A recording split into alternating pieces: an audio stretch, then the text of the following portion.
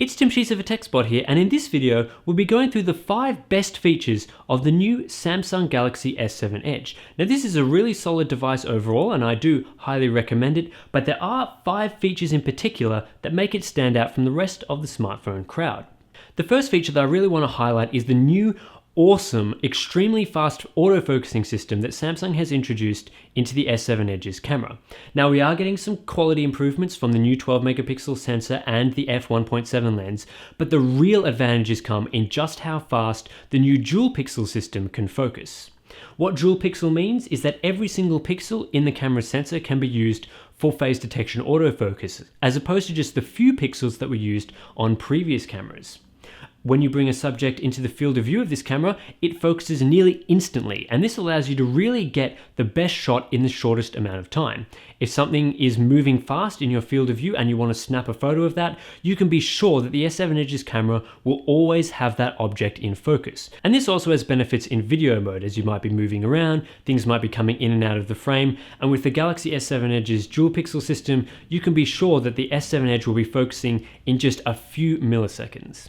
The second feature that I want to highlight is the new larger batteries that you'll find in the S7 Edge. Samsung has increased the battery capacity from 2600 mAh in the S6 Edge up to 3600 mAh in the S7 Edge, and this delivers a battery life improvement of around 70 to 75% compared to the Galaxy S6 in the tests that I've run. Now this sounds like a really impressive figure, and to be honest, it really is. The Galaxy S6 had pretty poor battery life, but with the S7 Edge, you can be expecting to get hours and hours of screen on time, and overall I've been really impressed with just how long the S7 lasts in daily usage. The third great new feature about the S7 Edge is the way that Samsung has managed to refine particularly the metal edges of this device to make it much more comfortable to hold.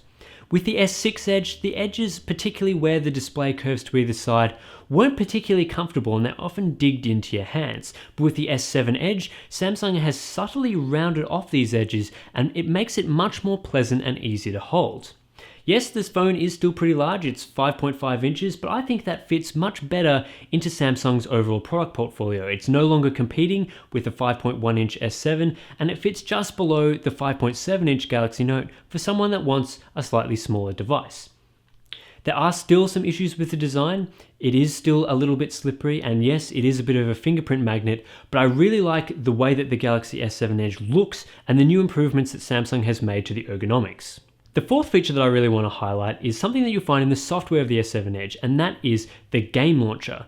Now this might seem a little bit gimmicky from some of the marketing material that you've seen, but there truly are 2 compelling features in the game launcher that I think people who do mobile gaming will really like. One of them is the ability to cap the performance of a particular game that you're running, and this allows you to get better battery life. As we know, you can only really game on your smartphone for just a few hours, but the ability to say, cap the render rate of your game to 30 frames per second or a resolution lower than 1440p will allow you to game for longer, and this is a really compelling feature of the S7 Edge that will allow you to get longer game time. The second really compelling feature is the ability to record gameplay. Now this doesn't actually have a significant performance hit on the games that you're playing, and it records up to 1080p, which allows you to share pretty high quality gameplay videos with your friends or with YouTube or really with anyone that you like. You can even use the front camera while you're recording to view yourself while you're gaming, and really allows you to capture those favorite moments of yours when you're playing some of the really compelling options on the Google Play Store when it comes to games. The final feature that I want to highlight is the always-on display. Now this is far from the best implementation of an always-on display that I've seen. For example, Motorola's implementation allows you to view notifications, which isn't something that's as good on the S7 Edge.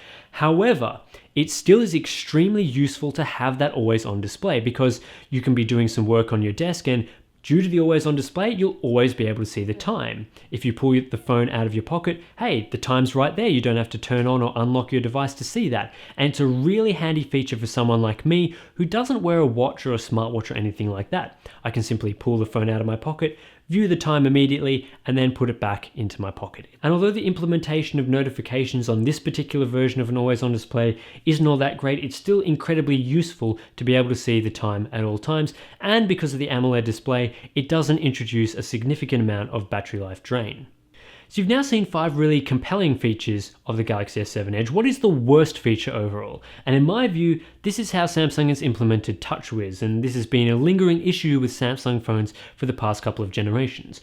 One of the problems is, like I mentioned before, the lack of notifications on the always-on display, but there are many other issues such as things like 2 web browsers and 2 gallery apps, which really doesn't make the experience for an average consumer all that friendly. There are also a lot of minor things throughout the operating system that Samsung could have polished a bit more, such as the lack of design and style consistency between some of Samsung's apps and some of the setting screens, and also the fact that if you're in the app drawer and you want to search by things alphabetically, for some reason this setting doesn't persist whenever you tap on the A to Z feature.